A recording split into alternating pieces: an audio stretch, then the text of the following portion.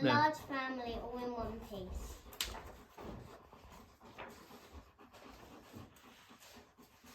Mr. Large was getting ready for work. Don't forget the office dinner dance tonight, dear, he said. Of course I won't, said Mrs. Large. I've been thinking about it all year. Are children allowed at the dinner dance? Asked Lisa. No, said Mrs. Large. It'll be too late for little ones. What about the baby? Asked Luke. Granny is coming to take care of everyone, said Mrs. Large, so there's no need to worry. Granny arrived at tea time. The children were already bathed and in their nightclothes. Granny gave them some painting to do while she tied up, and Mr. and Mrs. Large went upstairs to get ready. Luke sneaked into the bathroom while Mr. Large was shaving. Will I have to shave when I grow up? He asked, patting foam onto his trunk. Go away, said Mr. Large. I don't want you running my best trousers. The baby crept into the bedroom where Mrs. Large was putting on her makeup. Mrs. Large didn't notice until it was too late. Look, said the baby. Pretty. Don't move, said Mrs. Large. Don't touch anything.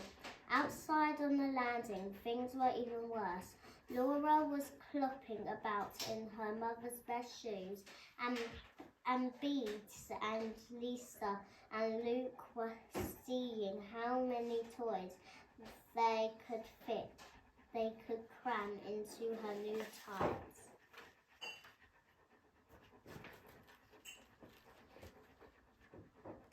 Downstairs at once bellowed Mrs. Large. Can't I have just one night in the whole year to myself? One night when I am not covered in jam and poster paint. One night when I can put on my new dress and walk through the front door all in one piece. The children went downstairs to Granny. Mr. Large followed soon after, very smart in his best suit. At last, Mrs. Large appeared in the doorway. How do I look? She asked. Pretty, Mummy, gasped the children. What a smasher, said Mr. Large. You look like a film star, dear, said Granny. Hands off, said Mrs. Large to the paint-smeared children. Mr. and Mrs. Large got ready to leave. Goodbye, everyone, they said. Be good now. The baby began to cry. Just go, said Granny, picking her up. She'll stop as soon as you've left. Have a lovely time. We've escaped, said Mr. Large with a smile, closing the front door behind them. All in one piece, said Mrs. Large, and not a smear of paint between them. Actually, said Mr. Large, giantly, you'd look wonderful to me, even if you were covered in paint. Which was perfectly true, and just as well, really.